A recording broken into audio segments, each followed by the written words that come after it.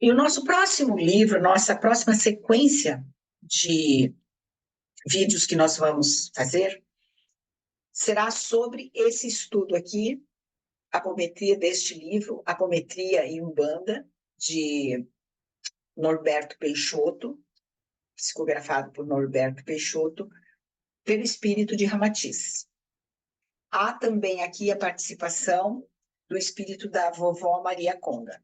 E nós vamos, então, numa sequência de vídeos aqui, fazer o resumo desse livro, porque ele vai nos falar aqui muito da apometria e das energias dos orixás e da Umbanda. É um livro muito completo para os nossos estudos, principalmente para o nosso trabalho aqui. Então, eu já fiz a leitura desse livro, eu já fiz as anotações, vou passar aqui, então, numa sequência de vídeos curtos, para esse estudo, né? Para nós estudarmos sobre esse livro, Apometria e Umbanda. Falando um pouquinho, mini biografia de Ramatiz, ele foi, diz que a última encarnação de Ramatiz foi no século X, na Indochina. Ele foi um mestre, ele foi um guru, um mestre da vida na Indochina. Antes disso, se atribui a ele uma encarnação onde ele seria aquele matemático filosófico Pitágoras. E ele também teria tido vidas na região celta, quando ele teria sido conterrâneo de Allan Kardec. O Allan Kardec, que codificou a doutrina espírita, assumiu esse codinome, esse pseudônimo, porque ele teria tido uma vida na época na região das Gálias, que hoje é a França, e então Allan Kardec viveu lá como um mestre. Então Ramatiz teria sido conterrâneo do Allan Kardec das Galhas lá, e também atribui-se a ele uma vivência na Atlântida e que ele foi conselheiro também, numa outra época, do rei Salomão. Então, essa é a mini biografia que nós temos do Ramatiz. E ele inicia, então, o livro, e eu vou pegar aqui as anotações, já comentando as alterações que estão ocorrendo no nosso campo magnético, no campo magnético da Terra. Então, ele fala que essas mudanças que estão sendo verificadas pelas pessoas, que não seria para nos atemorizar, porque isso é um advento necessário para essa nova era que está se avizinhando. E como que nós sentimos essa mudança no campo magnético? Vocês já devem ter ouvido falar da ressonância Schumann. Ressonância Schumann, o que seria essa ressonância Schumann? Para nós entendermos o que é essa alteração nesse campo magnético, nós primeiro precisamos entender um pouquinho só da ressonância, para a gente entender o que Ramatiz está nos falando, né? Então, a ressonância Schumann, ela tem esse nome por causa desse físico alemão chamado Winfried Otto Schumann. Então, em 1952, o que ele demonstrou, comprovou? Que a Terra, ela é cercada, a Terra está aqui, ela é cercada por um imenso campo eletromagnético. E nesse campo eletromagnético, nós vamos ter muita atividade, nós vamos ter elétrons se movimentando, nós vamos ter toda uma dinâmica que ocorre, que pega do solo, a Terra está aqui, do solo da Terra até uma altura, mais ou menos, de 100 quilômetros. Então, ao redor aqui da crosta terrestre, uma altura até de 100 quilômetros, você tem essas atividades acontecendo, né? Então, esse campo, diz Schumann, que esse campo, ele pulsa, no sentido do quê? Como se fosse o coração do planeta.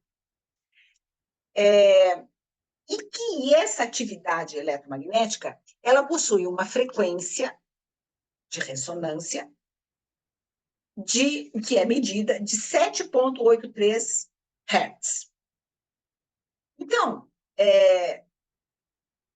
essa ressonância, ela é muito mais interessante, medida, ou as pessoas que prestam atenção nela, quase que exclusivo para os meteorologistas, né, que vão ficar lá monitorando essas descargas elétricas que acontecem, porque é como se emitissem os raios, os trovões, e da crosta, aqui você tem uma camada da ionosfera, e aí esses raios, eles saem da crosta, eles batem aqui, e como você tem esse campo eletromagnético, há um tipo de reflexão, e esse raio ele vai descer e rebater aqui, da mesma forma que você já tem um outro raio saindo, e vai encontrar essa outra camada, ou seja, então você vai ter essa frequência, você vai ter essa dinâmica acontecendo em volta da Terra, nessa camada, e que isso pode ser medido, né, na faixa de 7,83 Hz. Mas que esse campo seria mais de interesse dos meteorologistas.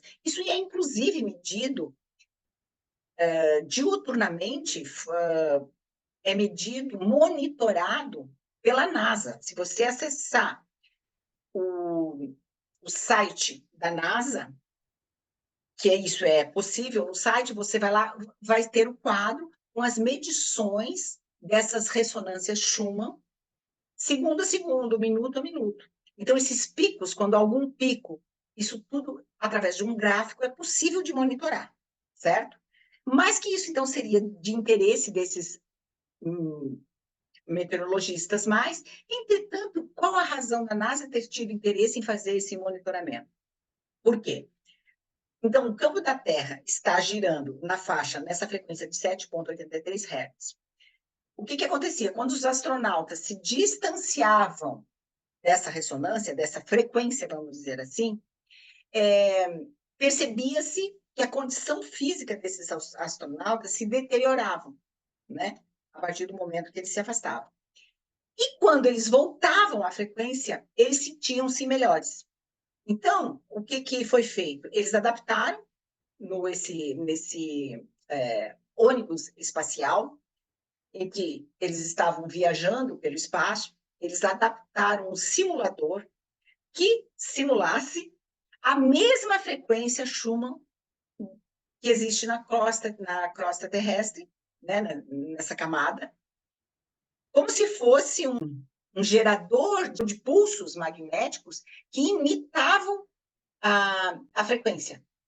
Para quê? Para emitir esses pulsos, para que eles sentissem bem quando eles estivessem afastados da frequência. Então, aquele mal-estar, aquele simulador que era feito no ônibus espacial, eles sentiam-se bem. E que as radiações eletromagnéticas, essas radiações, são causadas por tempestades elétricas. Então, por isso que os meteorologistas têm interesse em ficar medindo essa frequência Schumann, porque é a quantidade de tempestades e raios que acontecem nessa crosta terrestre e essa ionosfera. Então, esse campo eletromagnético, ele é medido pelos meteorologistas para saber a frequência dessas tempestades e raios. Mas, enfim, então se descobre essa frequência e nós, então, quando estamos nessa frequência, nós estamos bem. Quando nós estamos longe dessa frequência de 7,83, nós nos sentimos mal, nós sentimos um mal-estar.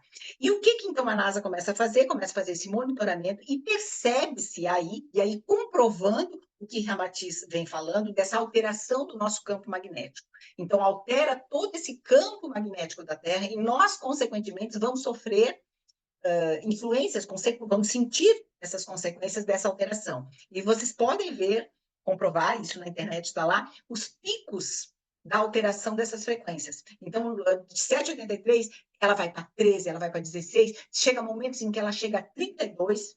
Então, Ramatiz, ele fala o seguinte, que nós vamos começar a nos sentir com alguns sintomas, como, por exemplo, cansaço extremo, dores de cabeça, perda de sono, o padrão do nosso sono começa a se alterar, relacionamentos sociais vão ficar mais dificultados, o nosso biorritmo fisiológico também vai ser alterado. E a percepção do tempo também, ele fica como que mais rápido, né? Ele detecta, ele fala também nós vamos sentir dores no corpo, nos músculos, no sistema muscular, sinais de gripe e ainda sonhos intensos. Então, essa alteração no campo magnético que está ocorrendo no planeta Terra e que isso não nos deve amedrontar, que nós estejamos preparados, porque essas alterações é para essa nova era que se aproxima. Então, nós precisamos ter esse conhecimento para não sentirmos medo, entender o que está acontecendo no campo magnético da Terra e, consequentemente, no nosso campo magnético.